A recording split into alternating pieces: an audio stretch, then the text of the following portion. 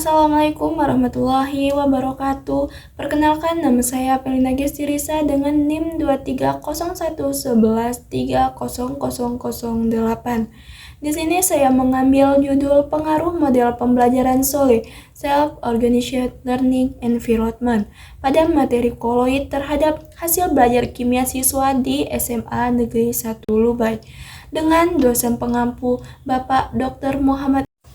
Pada bab 1 pendahuluan terdapat latar belakang.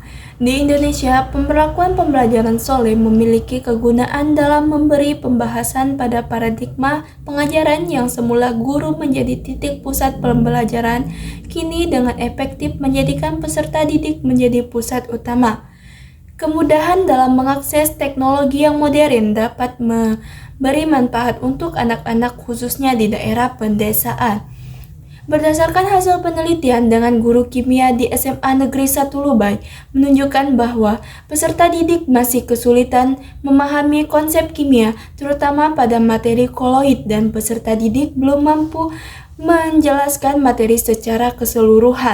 Adapun rumusan masalah yang didapat oleh peneliti berdasarkan latar belakang masalah di atas, maka peneliti menemukan masalah yakni hasil belajar siswa kelas 11 MIPA pada pembelajaran koloid belum mencapai kriteria ketuntasan minimum.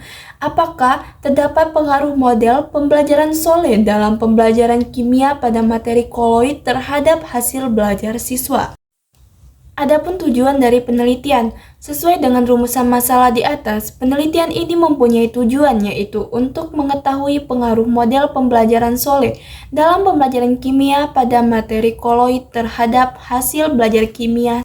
Terdapat hipotesis nol dan hipotesis alternatif, di mana hipotesis alternatif terdapat pengaruh model pembelajaran SOLE terhadap hasil belajar pada materi koloid, dan hipotesis nol tidak terdapat pengaruh model pembelajaran terhadap hasil belajar pada materi koloid. Selanjutnya ada tinjauan pustaka, di mana diambil dari penelitian-penelitian sebelumnya. Di sini, peneliti mengambil penelitian dari Arum Putri Rahayu 2021, penelitian Wati 2021, penelitian Lulu Asmawati 2021. Adapun metodologi penelitian, di sini peneliti mengambil metode kuantitatif, di mana melalui pendekatan quasi-eksperimen design. Desain penelitian ini yaitu pretest, post-test, control group design, di mana terdapat dua kelompok yang dipilih secara random. Kelompok pertama dengan model pembelajaran SOLE yaitu menggunakan kelas eksperimen, dan kelas yang kedua dinamakan kelas kontrol dengan model pembelajaran konvensional. Selanjutnya populasi dan sampel. Populasi penelitian, pada penelitian ini populasinya adalah seluruh siswa kelas 11 IPA SMA Negeri 1 Lubai dengan banyaknya siswa berjumlah 105 siswa yang berada dalam 3 kelas yang memiliki kemampuan yang berbeda. Adapun sampel penelitian, menurut Sugiono 2018, sampel adalah bagian dari jumlah dan karakteristik yang dimiliki oleh populasi tersebut. Sampel yang dimiliki dari populasi tersebut harus benar-benar representatif atau mewakili populasi yang diteliti. Adapun jenis dan sumber data yang diambil peneliti. Jenis data dalam penelitian ini penulis menggunakan penelitian kuantitatif karena data yang diperoleh nantinya berupa angka. Dari angka yang diperoleh dan akan analisis lebih lanjut dalam analisis data. Penelitian ini terdiri atas dua variabel, yaitu non-performing financing sebagai variabel bebas dan return on asset sebagai variabel terikat atau dependent. Selanjutnya sumber data. Sumber data adalah segala sesuatu yang dapat memberikan informasi mengenai data. Berdasarkan sumbernya, data dibedakan menjadi dua, yaitu primer dan data sekunder. Sumber data yang dipakai peneliti ini adalah sumber data sekunder yang dapat melalui berbagai sumber, yaitu literatur artikel serta situs di internet yang berkenan dengan penelitian yang dilakukan. Selanjutnya adapun analisis data.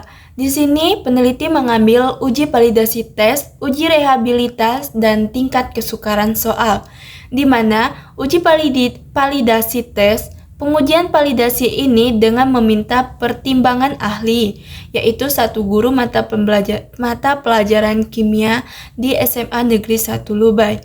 Sedangkan uji rehabilitas untuk mencari rehabilitas suatu instrumen yang skornya bukan 1 dari 0, misalkan angket ataupun soal dalam bentuk uraian.